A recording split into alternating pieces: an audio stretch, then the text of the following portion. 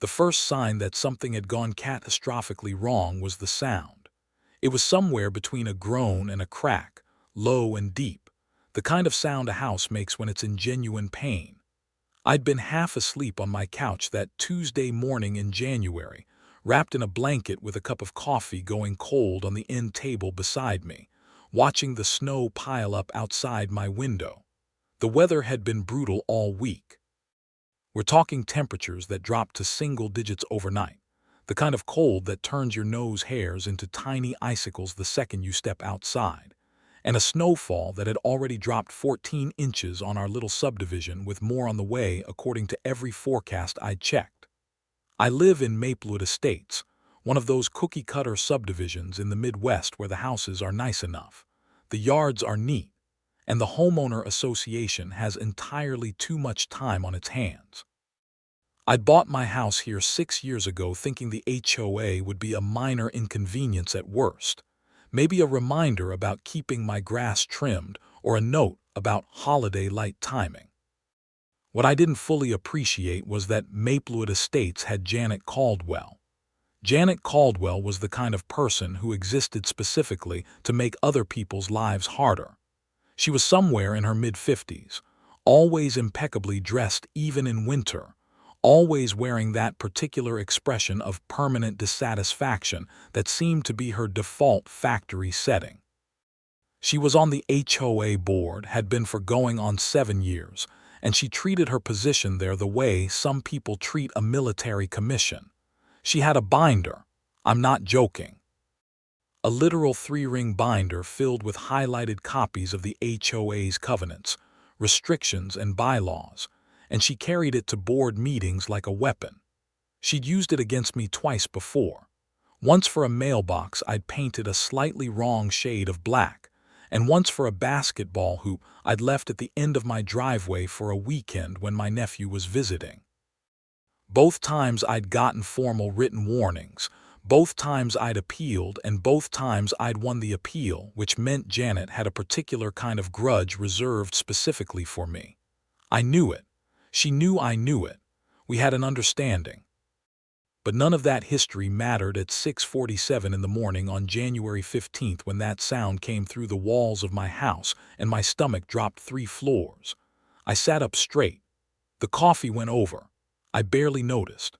I heard it again, that awful groaning, and then something that was unmistakably the sound of water moving somewhere it absolutely should not be moving. I threw off the blanket and got to my feet, and that's when I felt it under my socks. The laundry room floor, just visible around the corner from the living room, was wet. Not damp. Wet. The kind of wet that means something serious has already happened and is currently still happening. I rounded the corner and my heart sank all the way down to the floor that was now an inch deep in water. A pipe had burst. The main supply line that ran through the laundry room wall had frozen and then given way sometime in the night, probably during the stretch between 2 and 4 in the morning, when the temperature outside had bottomed out at -7 degrees.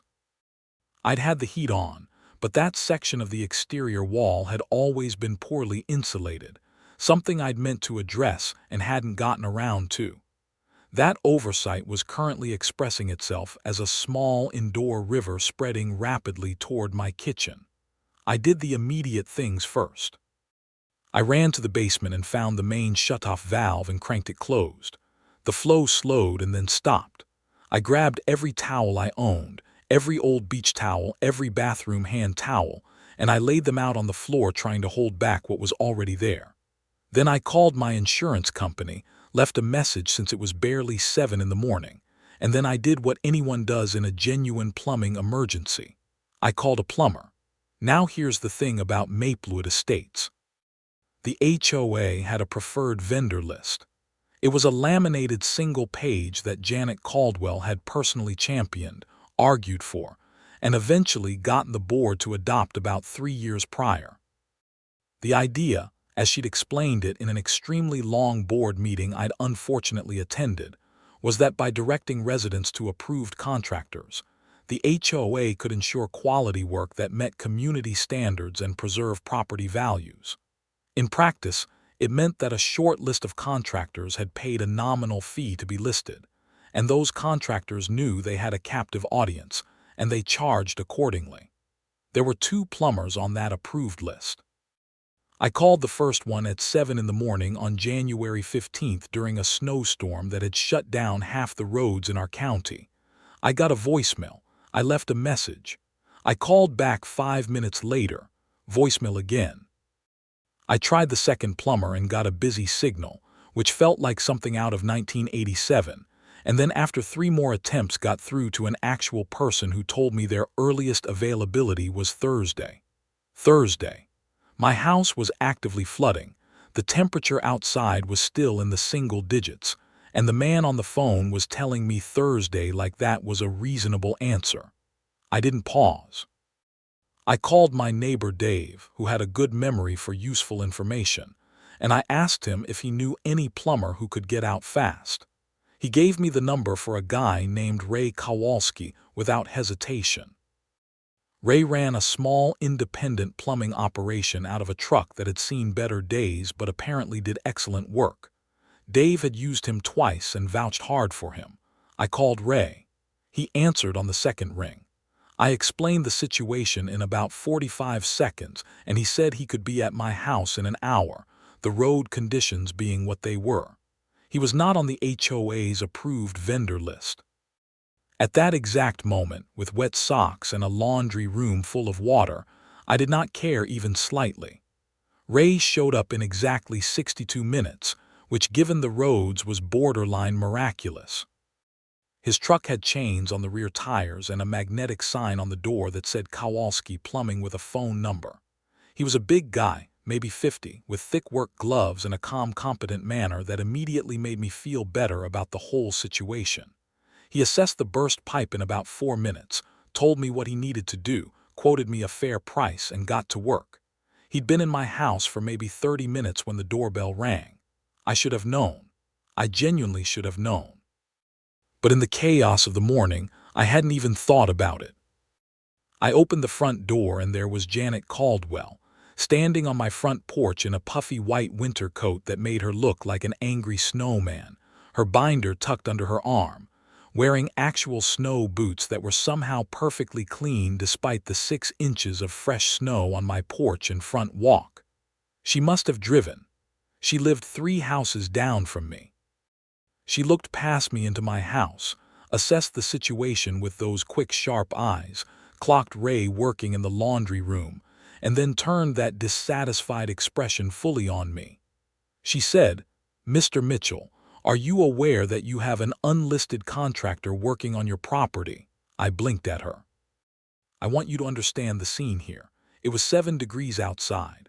My laundry room floor had been underwater 2 hours ago. I had towels piled up in a heap that were already going to need to be thrown away. I was in my pajama pants and a sweatshirt with a coffee stain on the sleeve, and Janet Caldwell was standing on my porch asking me about vendor compliance. I said, "Janet, I have a burst pipe." She opened the binder. She actually opened the binder on my front porch in January. She flipped to a tabbed section and turned it so I could see it, as if I needed visual aids. Section 7. Paragraph 3 of the Maplewood Estates HOA Community Guidelines clearly states that all contracted work on residential properties within the community boundaries must be performed by vendors listed on the current approved vendor list, copies of which are available on the community website and the bulletin board at the clubhouse. I stared at her. I said, "My pipe burst this morning. It was -7 degrees last night. The 2 plumbers on your list weren't available." She said, "That's not really the HOA's concern. You should have made arrangements in advance." I said, "Made arrangements in advance for a pipe to burst?" She gave me the tight smile she reserved for moments when she thought she'd won an argument. "You could have had an approved plumber winterize your pipes before the cold season." I felt a muscle in my jaw do something interesting. I said, "Are you seriously standing on my porch in a snowstorm to tell me I can't fix my own burst pipe?" "I'm not saying you can't fix it," she said with the careful precision of someone who had rehearsed this. "I'm saying that under community guidelines, the contractor performing the work must be on the approved list, and if you proceed with an unlisted contractor, The HOA reserves the right to levy a fine of up to $500 per day until the violation is remedied. I said, Janet. She said, yes. I said, my house is flooding. She said, I understand that, Mr. Mitchell, and I have real sympathy for your situation. But rules exist for a reason and they apply equally to everyone. I want to tell you I said something devastatingly clever at that moment. I didn't. I was too tired and cold and stressed to be clever. What I said was, get off my porch, and then I closed the door. Not slammed, closed firmly, and locked it. I heard her ring the doorbell twice more. I didn't answer. I went back to check on Ray's progress and he looked up from the wall he had partially opened and said, everything okay? And I said, my HOA is trying to stop you from fixing my pipe. Ray looked at me with the expression of a man who had heard a lot of things over the years and said, you want me to keep going or stop? I said, keep going. Ray finished the job in about 3 hours. He replaced the section of pipe that had burst, added some pipe insulation around the run in that exterior wall, which I deeply wish someone had done years ago, and he ran the water to make sure everything was solid before he packed up. He handed me an invoice that was completely reasonable. I paid him cash on the spot plus a generous tip for coming out in those conditions, and he was gone by noon. I thought that was the end of it.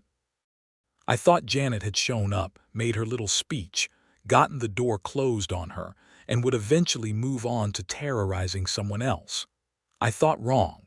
3 days later, I got a formal written notice in my mailbox. It was on HOA letterhead, had the board's signature block at the bottom, and it informed me that I was being fined $500 per day retroactively from the date of the violation, meaning the day Ray had been there, and that the fine would continue accruing until I could demonstrate the work had been redone by an approved contractor. 3 days at $500 was $1,500. The letter noted that additional administrative fees might apply. I sat down at my kitchen table with that letter and I read it 3 times. I'm not a lawyer, but I've dealt with Janet and her binder enough times over 6 years that I've done some reading, and what I'd read told me a few important things.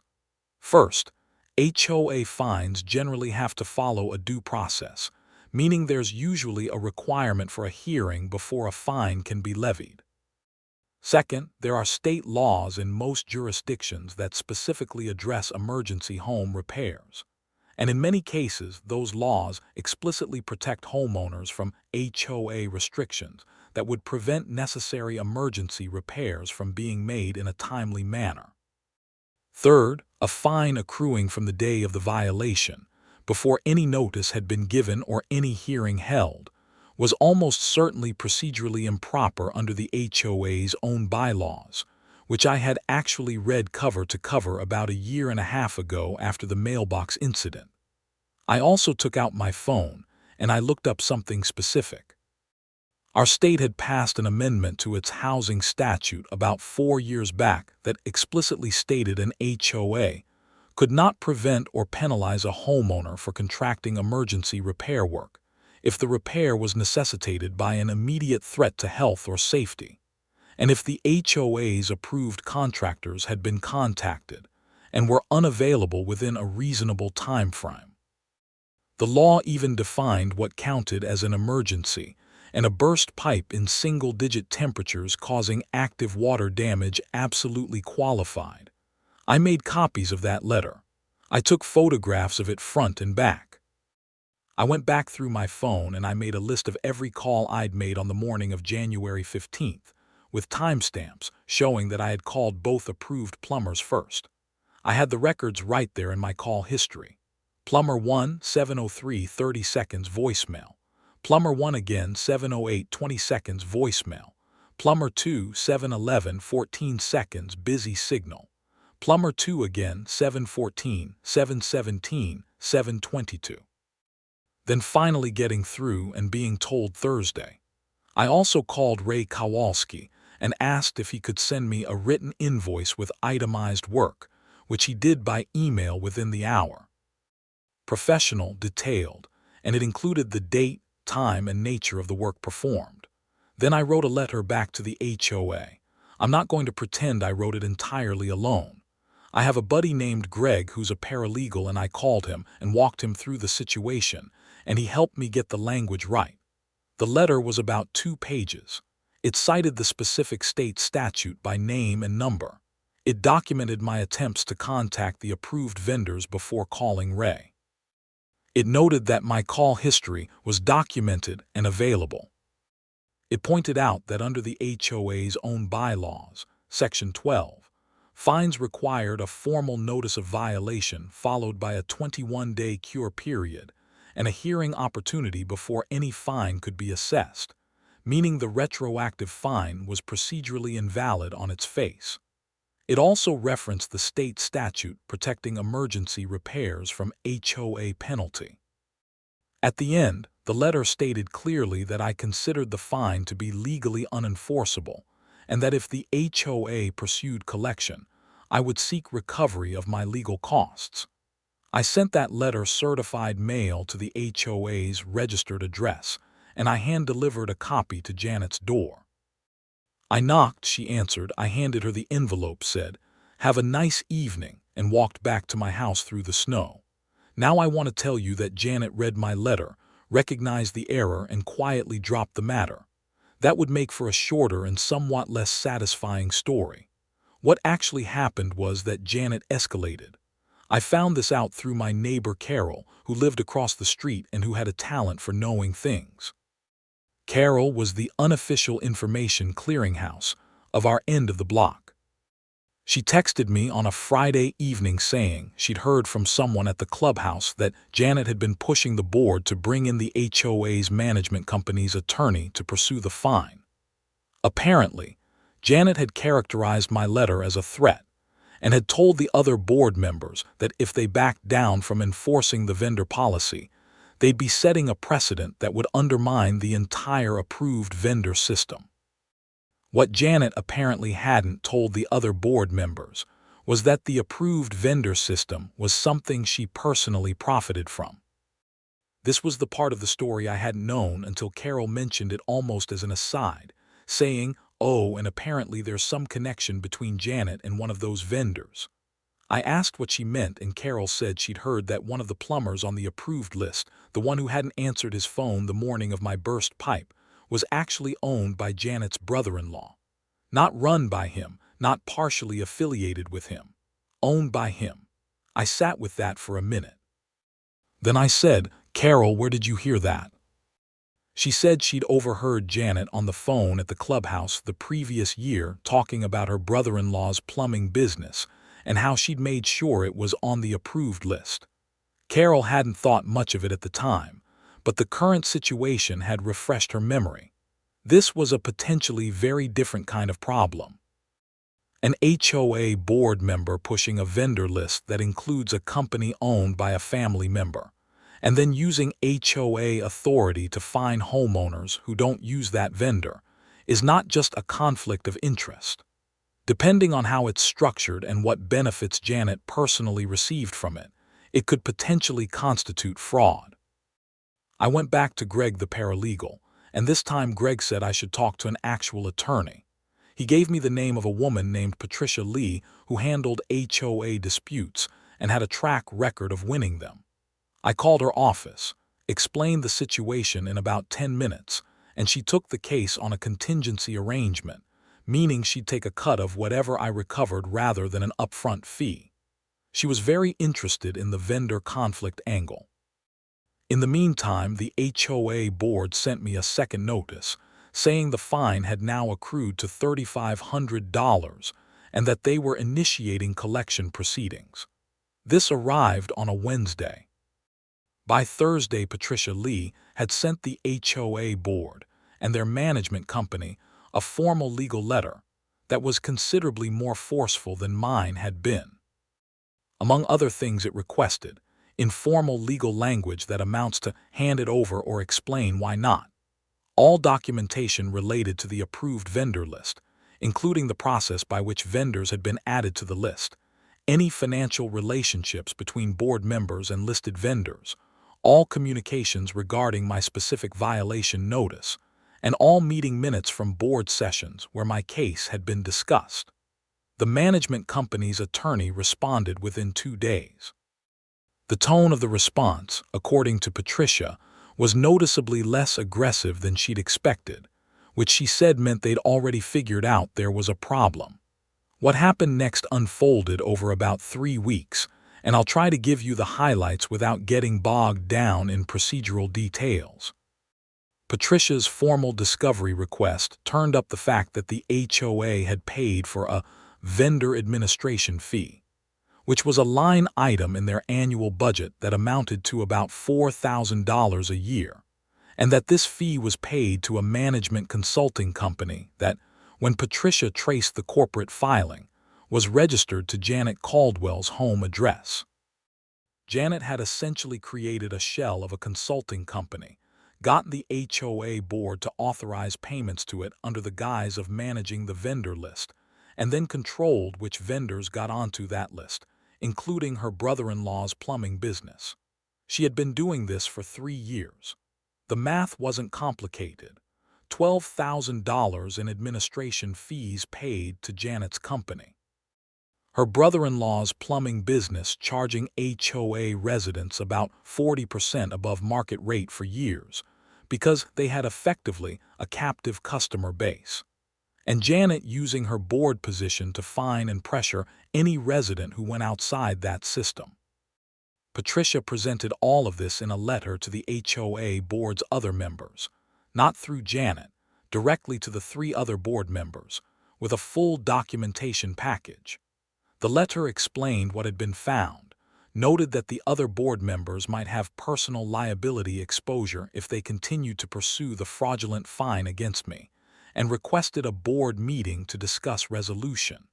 2 of the other 3 board members called the management company the same day.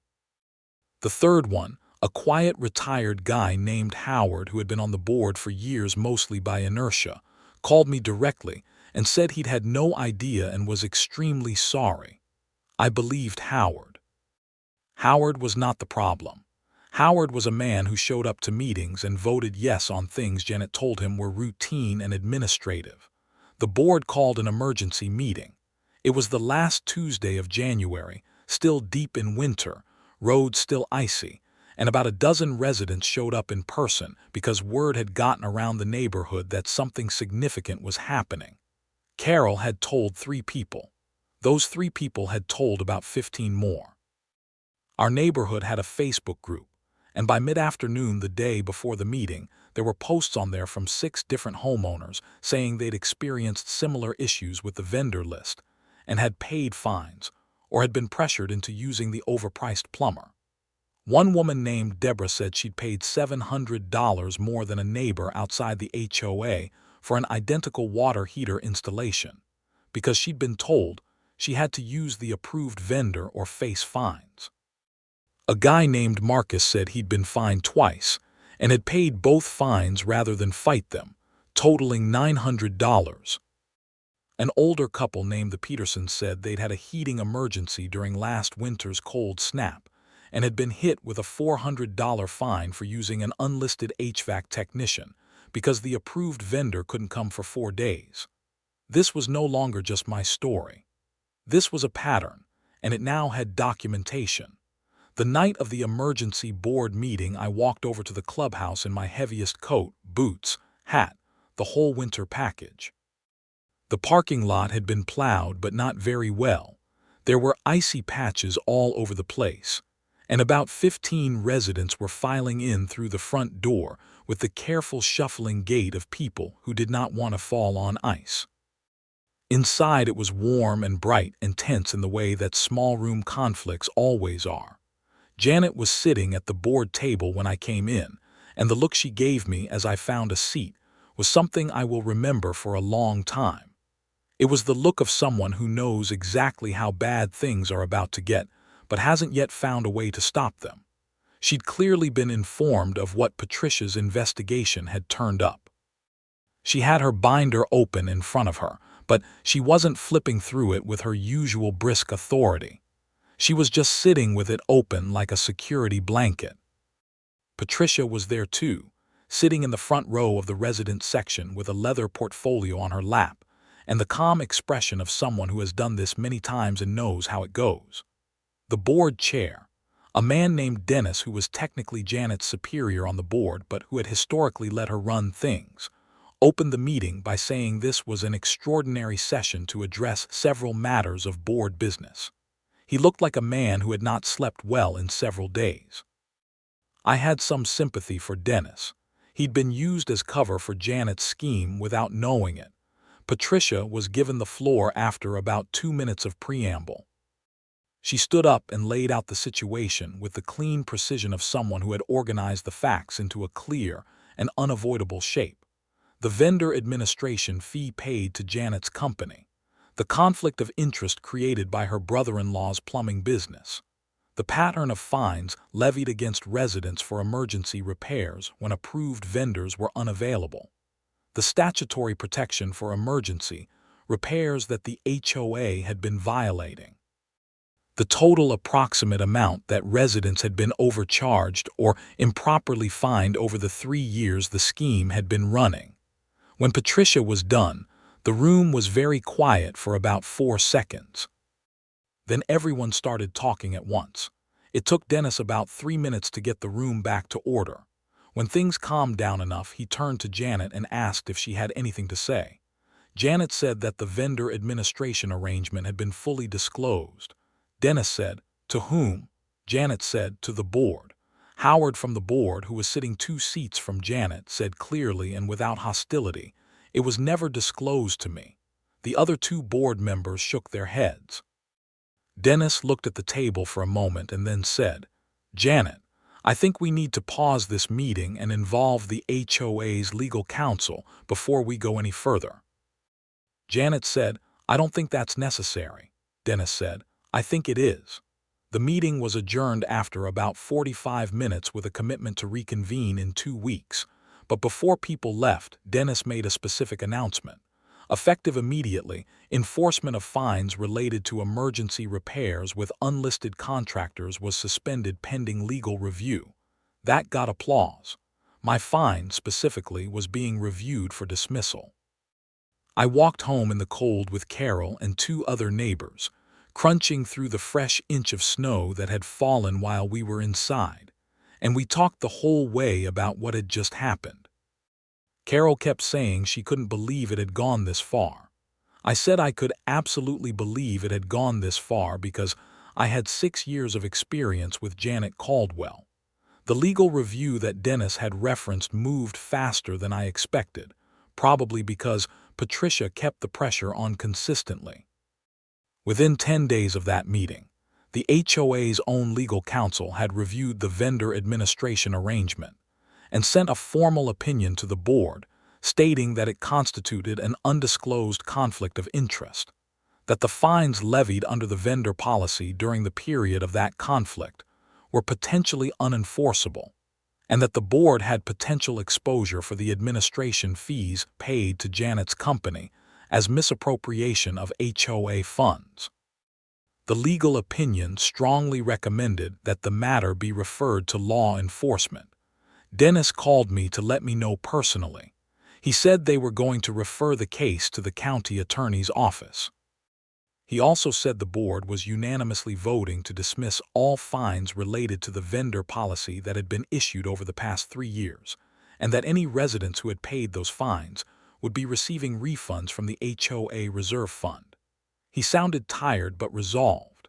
I told him I appreciated the call and that I didn't hold him or the other non-Janet board members responsible. The referral to the county attorney's office was the moment things got genuinely serious. Investigations like this can take a while, but Patricia had done a lot of the work already, and the documentation was thorough.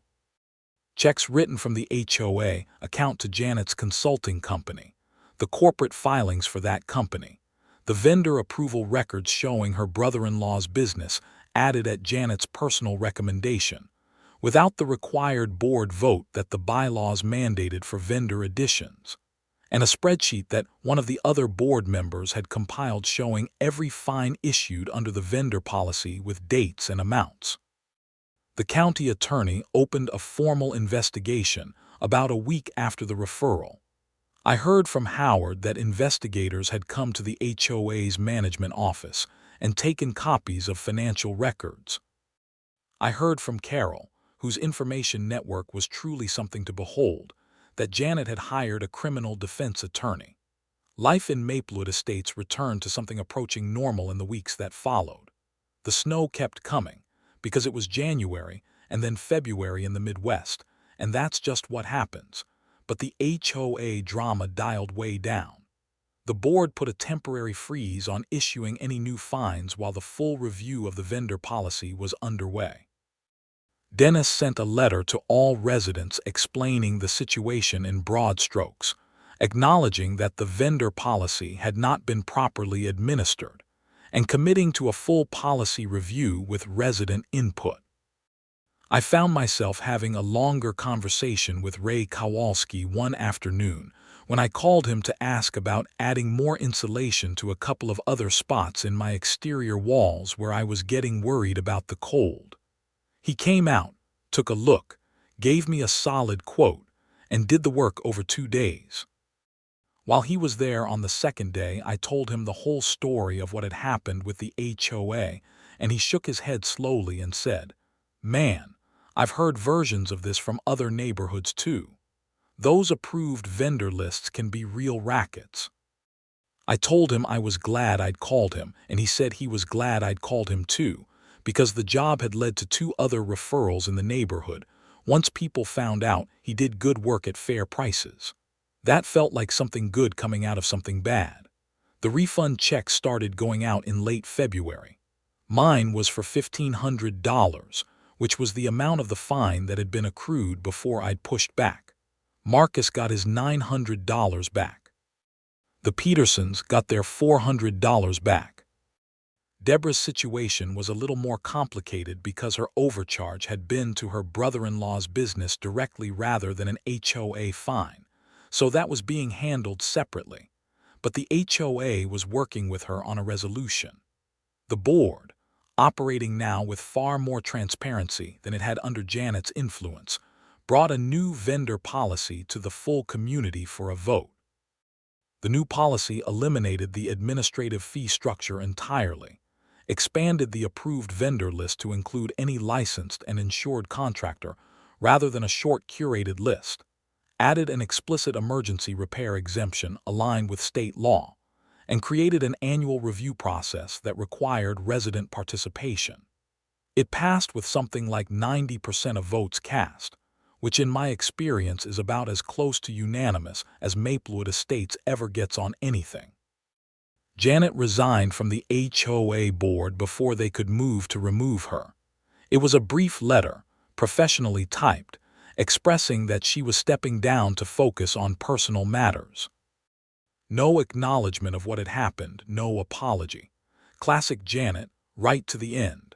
But the resignation itself was satisfying regardless of its tone. The county attorney's investigation wrapped up in the spring. By then the snow had melted, the yards were green again, and the whole neighborhood had taken on that relieved feeling that comes after a long winter. Janet was charged with misappropriation of funds, specifically the $12,000 in administration fees paid to her company over 3 years, and with a conflict of interest violation under the state statute governing homeowners associations and fiduciary duties of board members. Her brother-in-law was separately investigated for his involvement in the referral arrangement, though his case was more complicated, and I don't know all the details of how it ultimately resolved. Janet's criminal case was resolved through a plea agreement.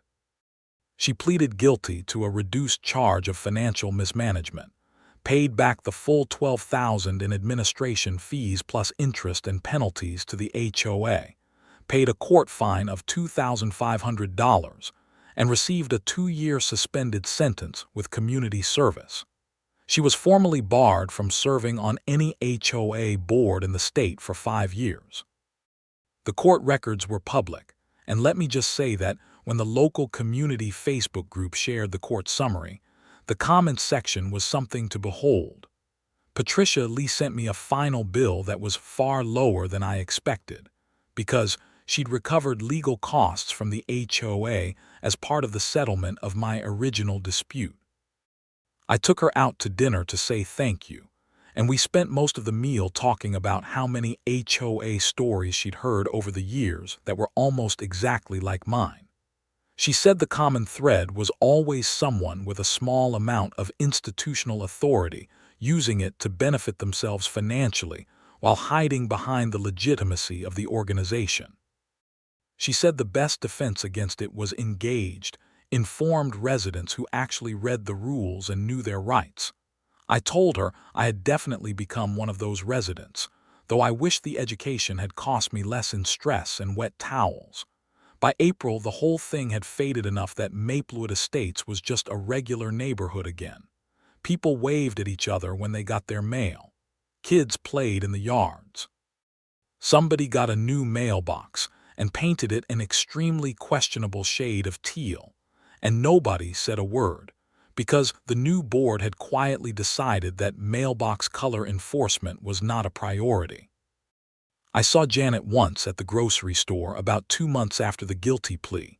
She was in the produce section and I came around the corner and we both saw each other at the same moment. She looked away quickly and walked in the other direction. I let her go. There was nothing useful to be said and I had no interest in prolonging anything. The story was over and the ending had been fair enough.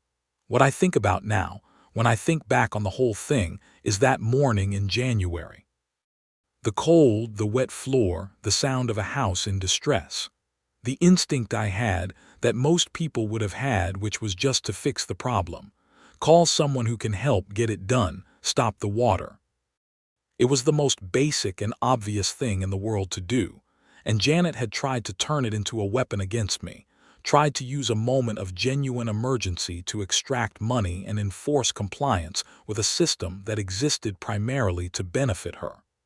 What she hadn't counted on was that I'd kept records, that I'd read the bylaws, that I'd had a paralegal friend and been willing to find a good attorney, that my neighbors had memories and were willing to speak up when they understood what was happening, and that the rules she'd been hiding behind for years had other rules underneath them, state law, fiduciary duty, due process, that she'd been quietly violating all along.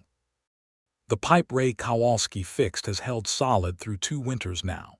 The insulation he added to those exterior walls made a real difference, and this past January when we had another stretch of brutal cold, I didn't lose a single pipe. I got Ray's Christmas card this year, which was a nice surprise. He'd written a quick note saying business was good and he appreciated the referrals. I've sent him probably 6 or 7 people over the past couple of years, and every one of them has come back saying he did excellent work at a fair price. The HOA still exists, obviously. HOAs don't just disappear because one bad actor gets held accountable, but it functions differently now. The meetings are better attended because people know their participation matters. The board is more transparent. The new vendor policy actually serves residents rather than extracting money from them.